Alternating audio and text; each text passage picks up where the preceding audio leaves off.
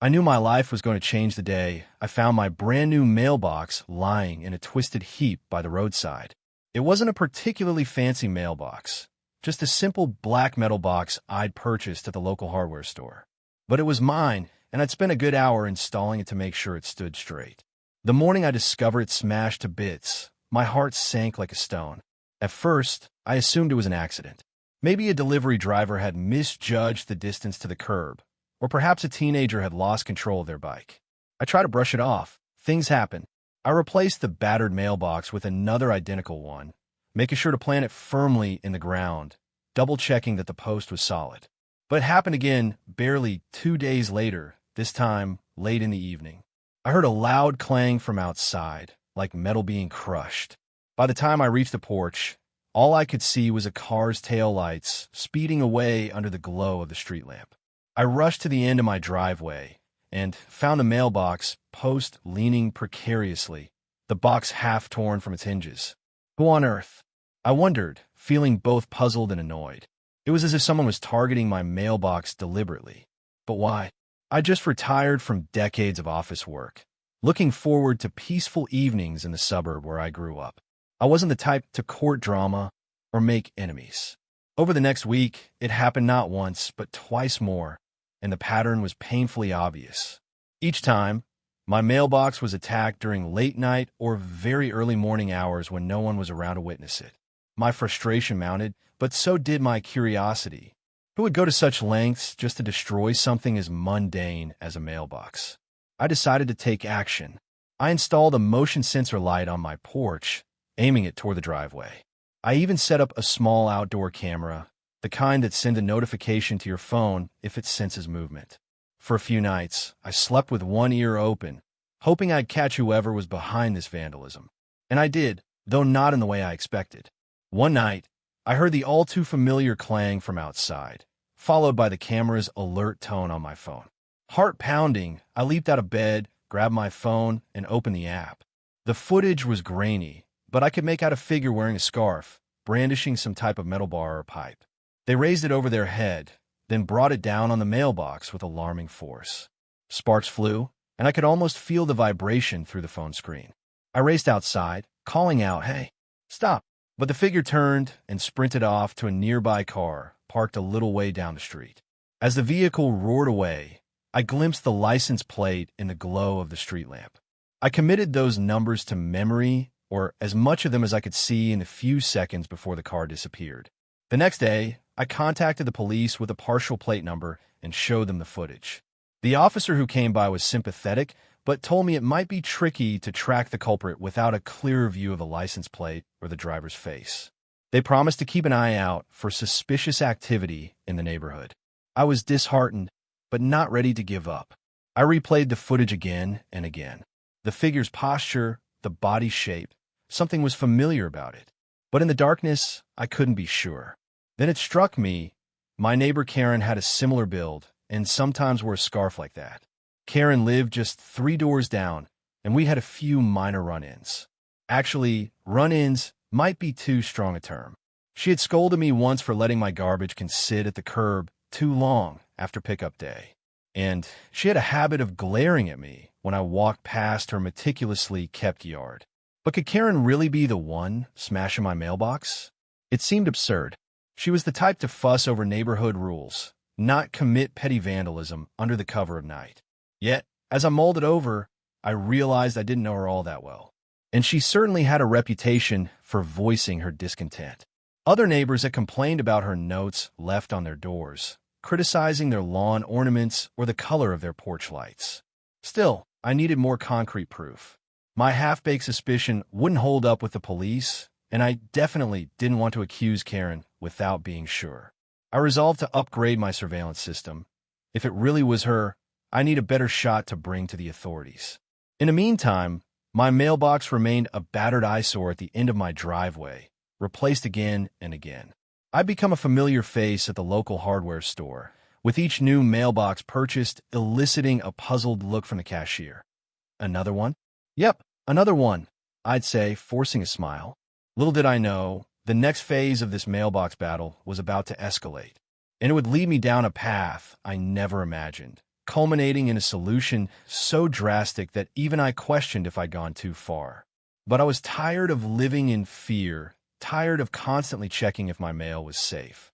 If Karen, or whoever it was, wanted a war over my mailbox, I was soon prepared to fight back with more than just a flimsy piece of metal. After the 7th time my mailbox got trashed, I called a neighborhood meeting. Well, as official a meeting as one can have in my suburban block. I invited a few folks over, served coffee, and showed them the footage. Some looked shocked, while others were expressions of weary understanding, as though they, too, had dealt with hidden dramas. One neighbor, Alan, whispered that he'd seen Karen up and about at odd hours, once spotting her strolling in the dark, muttering something about property values. Another neighbor, Cindy, joked that Karen should just run for the HOA board so she could channel her energies more productively. The more we talked, the more suspicion took shape in the room. Karen had something to do with all this. It was bizarre, though. Why pick on me? My house wasn't an eyesore. I kept my lawn trimmed, my hedges shaped. I'd never had a direct confrontation with Karen aside from that garbage can incident. Yet, I recalled that Karen had once complained that people parked too close to her driveway, and she had called the police on a teenager who'd left the car in front of her house for 5 minutes. She had even threatened to break the headlights if it happened again, though she claimed she was just bluffing. Now I wondered, maybe she wasn't bluffing. Maybe smashing mailboxes was her twisted version of enforcing rules. A mailbox that didn't meet her standards? A slight inconvenience, like a garbage can in the wrong place? In her mind, these might be crimes punishable by property damage. Armed with my neighbor's stories, I approached the police again. The officer I spoke with, Martinez, seemed sympathetic but reiterated that circumstantial evidence and rumors wouldn't be enough to press charges. "We need something definitive," he said. "Clear footage of her face, or a credible witness who can positively ID her." So I upped my game. I installed not just one, but 2 new cameras. One aimed at the mailbox from across the yard, and another hidden camera disguised as a lawn ornament near the driveway.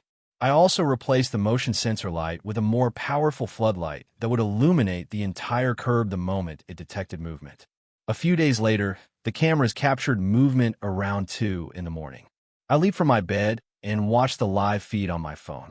Sure enough, a figure in a scarf emerged from a parked car, marched straight to my mailbox, and raised a crowbar. But this time, the floodlight exploded into brilliance, revealing the vandal's face for a split second. It was definitely Karen. She had that grim determination etched on her features as she swung the crowbar down. I bolted outside, yelling her name, but she was fast, jumping back in her car and speeding off. I ran to check the damage. My poor mailbox lay decapitated, the top half thrown on my lawn. My hand shook as I examined the deep dents. If there had been any doubt about who was doing this, that doubt was gone. The next day, I showed the clearer footage to Officer Martinez. He let out a slow whistle. "Well, that's quite incriminating.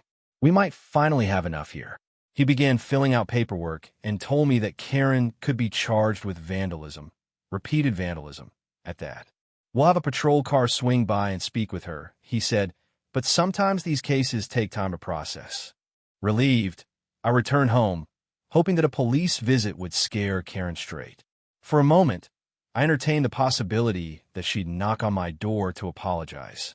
Maybe she had personal issues or was going through some kind of meltdown. I wasn't looking to ruin her life. I just wanted to be able to receive my mail in peace. But Karen didn't come by. In fact, it was as if she'd vanished. Her car wasn't in the driveway, and her curtains stayed drawn. A week passed with no sign of her, and my replacement mailbox stood intact, for the time being. Part of me wondered if she'd been arrested or had left town to avoid charges. Then came a knock on my door. I opened it to find a man in a crisp suit, briefcase in hand. He introduced himself as Adam, Karen's lawyer. He cut right to the chase. "My client denies these allegations. She claims you fabricated footage and are harassing her. She's prepared to file a restraining order if you continue with this nonsense." Nonsense? I nearly choked. "Your client has destroyed my mailbox multiple times. I have the footage." He gave me a pained expression. "Karen says it's not her in those videos, and we'd like to see the original, unedited files. Also, She's concerned you've been spying on her, which is an invasion of her privacy. I couldn't believe what I was hearing. The nerve of her turning the tables on me, acting like I was the bad guy. I told the lawyer he was free to see the footage, and that the police had a copy as well. He left me with a warning. Karen would retaliate if I continued my baseless claims. I tried to keep my composure, but anger simmered beneath the surface. This woman was out of control. More importantly, she wasn't done. The next step, I realized, will be something bigger, more outlandish, and I needed to be ready. Because if there's one thing I'd learned from repeated mailbox attacks, it's that Karen wouldn't stop until she felt she'd won. I decided right then and there that I wasn't going to wait for the police or some court case to play out. I needed a plan of my own, something that would ensure she could never smash my mailbox again. That was the genesis of my steel wall idea. At the time, it sounded a bit unhinged, even to me. But I was desperate, and I wanted something that would outlast any crowbar, any bat, any unstoppable force Karen might bring. Little did I know, implementing that plan would be a journey of its own, fraught with neighborhood politics, building codes, and a confrontation more intense than anything I'd experienced so far. My first step toward mailbox permanence was to consult a local welder I knew named Terry. He specialized in custom metal gates, fences, anything that could withstand the harshest conditions. Over a couple of beers, I explained my predicament. He shook his head in disbelief, laughing in that way people do when something is both tragic and absurd. A steel wall? Huh, he said, scratching his chin. When you say wall, how big we talking? I shrugged. Big enough to keep a crowbar from doing any damage. I figure, if Karen wants to smash my mailbox, she'll be greeted by solid steel. Terry nodded slowly. We can mount a sturdy steel plate on a heavy-duty post anchored in concrete. The mailbox itself can be recessed into that plate, so there's no angle from which to hit it without hitting steel. I like the sound of that. We began brainstorming designs that would combine practicality with a bit of style. After all, I didn't want the front of my house looking like a bunker. Eventually, we settled on something akin to a minimalist sculpture, a curved steel plate, about 4 feet wide and 6 feet tall, with the mailbox cut into it at a standard height, complete with a slot for letters and a small lockable door for larger mail. Before I could move forward, though, I needed to check local regulations. Building a giant steel wall on my property might violate codes about fencing, setbacks, or aesthetic standards. But I wasn't about to let red tape stop me. I pored over the county guidelines, discovered a few loopholes, and drafted a plan that classified the steel structure as a mail receptacle with protective covering. It was a stretch, but legally plausible. As I set about filing the paperwork, I felt a nagging sense of anxiety. What if Karen complained? She was, after all, adept at stirring up trouble. I could almost see her calling the town inspector, claiming my structure was an eyesore. But this time, I was determined to be on the right side of the law, with every T crossed and I dotted. It was around this stage that I hit a moment of doubt. What if I was going too far? Spending hundreds, maybe thousands of dollars on a mailbox fortress just to win a war against a neighbor felt insane. As I sat at my kitchen table, drafting the final design, I stared at my phone, half tempted to call the police station and see if they'd made any progress. But I knew how slow the wheels of justice can turn. Then I remembered that night's frustration, watching Karen's scar figure on my camera, the casual glee with which she bashed my property. I remembered the damage, the sense of violation. No, I told myself, this was a necessary step. Funny enough, on the same evening I was wrestling with doubt, I received a knock on my door. It was Cindy, my neighbor from down the street. She had heard rumors about my big project and wanted to see if it was true. Over a mug of tea, I explained the concept. Her eyes widened with a mixture of surprise and admiration. You're really doing it? A steel wall for your mailbox? She asked. I nodded. Yep, I'm done being a victim. That's when Cindy told me something interesting. Apparently, Karen had been overheard bragging about how she'd take care of that mailbox problem permanently. Rumor was, she'd even purchased a sledgehammer. Cindy wasn't sure if it was just talk, but it was enough to convince me I was on the right path. And that brings me to a strange superstition I have about timing. The moment I resolved to finalize the steel wall plans, everything else seemed to click into place. It was like a switch flipped, and luck favored my decisions. Sometimes, timing changes everything. Just like subscribing to this channel seems to bring resolution to the most outrageous neighbor disputes. At least, that's what a friend told me. But let's not get too superstitious. Back to the story at hand. Once Terry got the green light on the design, he started welding together the frame in his workshop. Over the next week, I'd pop in to check on his progress. It was mesmerizing to watch the sparks fly as he molded slabs of steel into a sleek, imposing shape that would soon grace my front yard. Meanwhile, I braced for Karen's inevitable backlash. She'd been strangely quiet since her lawyer's visit. I wondered if maybe she decided to lay low until the dust settled. Or perhaps she was plotting something bigger, waiting for the perfect moment to strike again. Either way, I pressed on. If Karen expected to come by with a crowbar or sledgehammer, she was in for a rude awakening. Once the steel wall was installed, there'd be no easy target. In fact, I hoped she wouldn't even try. My ultimate goal was to deter her entirely, not bait her into another act of vandalism. By the time the structure was ready for installation, I'd almost convinced myself that building such a fortress was a rational, normal thing to do. My neighbors offered mixed reactions. Some cheered me on, while others gave me skeptical looks, as if to say, "Really? A steel wall?" But I could sense a low-level excitement brewing in the community. People wanted to see if this bold move would finally put Karen in her place. What none of us realized was that Karen had a plan of her own, a plan that would turn my front yard into the stage for one final dramatic showdown. The day of installation arrived, and as Terry and I prepared to anchor the steel wall into the concrete base, I felt a swirl of anticipation in my stomach. It was the calm before the storm. We started early in the morning, just after sunrise, to avoid the scorching midday sun. Terry backed his truck into my driveway, carefully maneuvering the massive steel wall off the flatbed. It took 4 of us, Terry, me, and 2 helpers, to guide the structure into position. We'd already prepped a rectangular concrete foundation the week before, ensuring it was perfectly level. Now, with a collective grunt of effort, we lowered the steel plate onto the bolts jutting from the concrete. Sweat trickled down my forehead as Terry and the helpers secured the nuts, tightening them until the steel was as solid as a rock.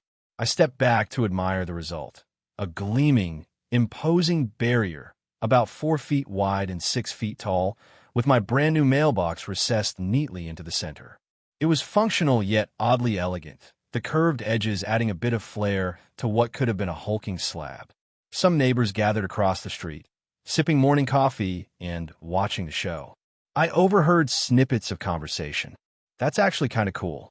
Better Karen's crowbar meets steel than my car again. Wonder how she'll react when she sees this." I caught myself smirking. Yes, indeed. How would Karen react? She wasn't home, or at least her car wasn't in the driveway. I figured it was only a matter of time before she noticed the monstrous new addition. We finished around noon, and Terry patted me on the shoulder. "That'll be one unbreakable mailbox, my friend," he said. "I hope it solved your problem." I thanked him, paid him for his work, and watched as he and his crew drove off. Now it was just me and the steel wall. My wife came out to see it. She'd been away during most of the commotion. She paused, eyebrows raised. "Wow," she said, running her hand along the cold metal surface. "That is quite the statement." "Well, I'm tired of Karen's games," I replied. "This is my line in the sand."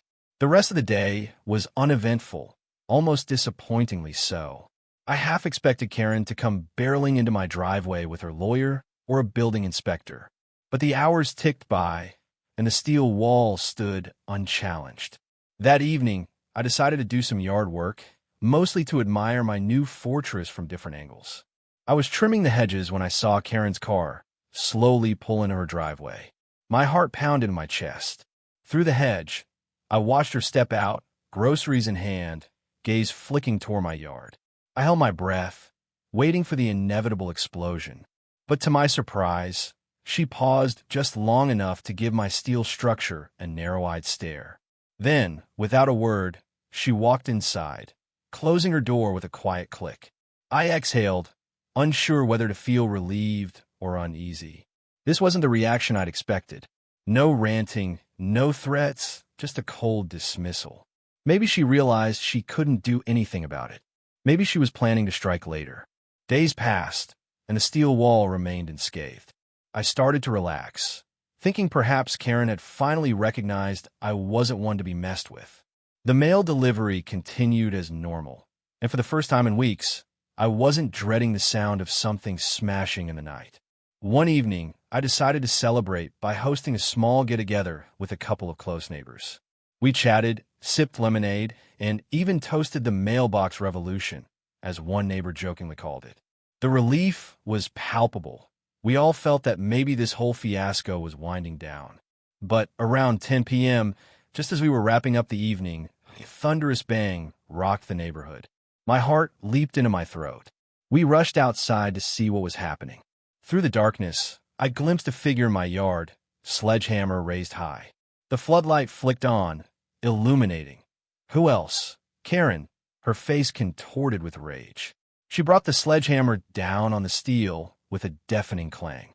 Sparks flew, and the impact reverberated through the yard like the toll of a giant bell. But the steel wall held firm. Karen swung again and again, each blow bouncing off with little more than a scratch on the metal surface. Her expression morphed from anger to desperation. It was like watching a storm front assault a mountain. My neighbors called out, "Stop, Karen! You're trespassing!" But she didn't heed them.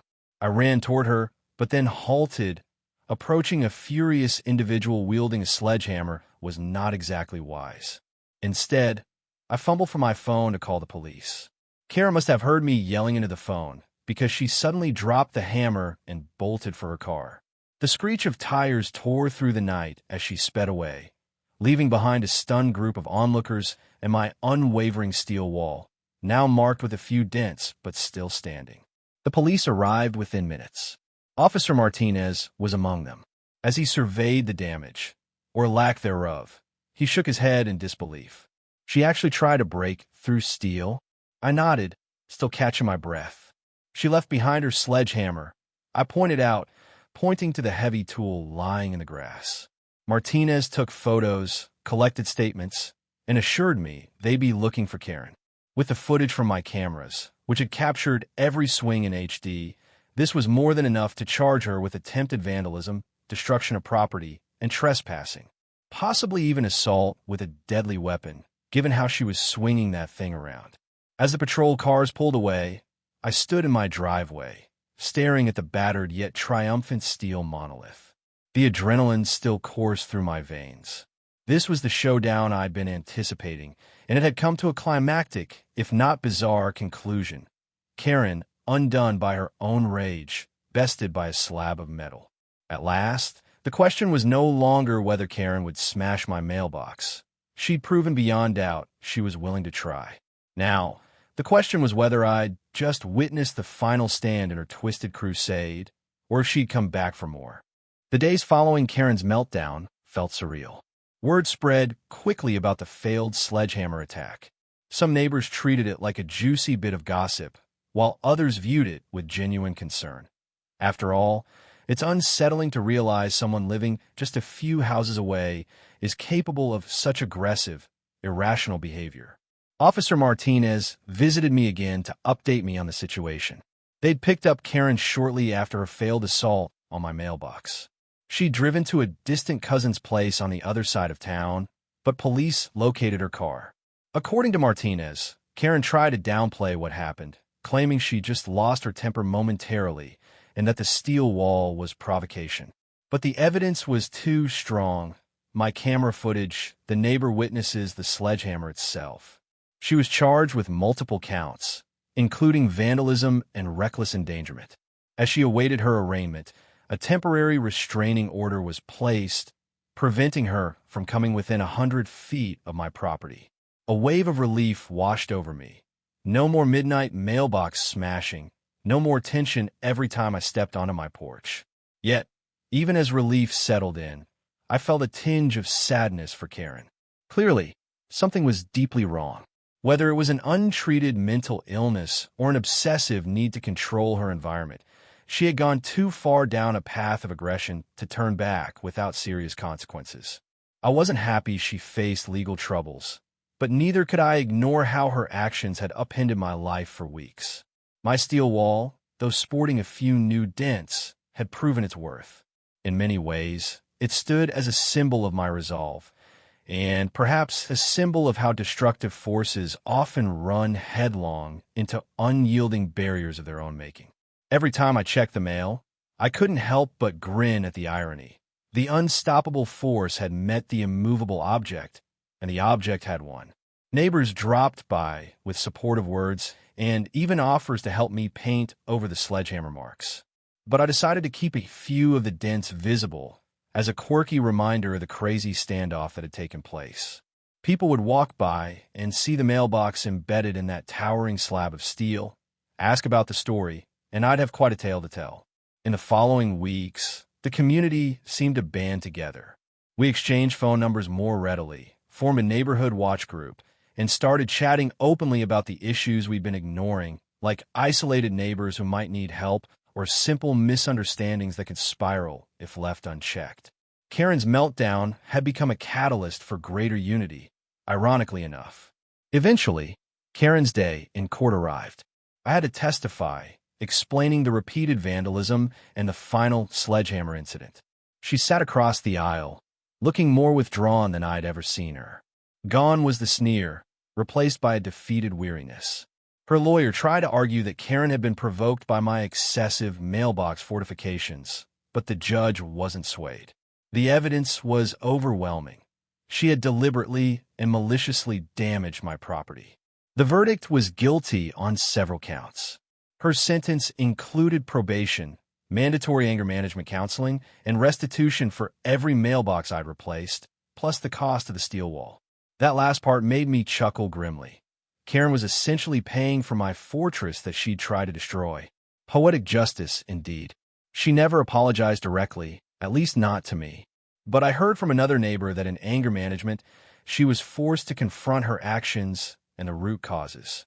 Maybe in time, she'd learn a better way to handle her frustrations. I could only hope. With Karen barred from returning to our block for the foreseeable future, she eventually sold her house and moved elsewhere. The neighborhood felt peaceful again. Life returned to a steady rhythm. I resumed my retirement hobbies, gardening, tinkering in the garage, and enjoying the simpler pleasures. When I walked out to grab the mail each morning, it was a small but satisfying victory.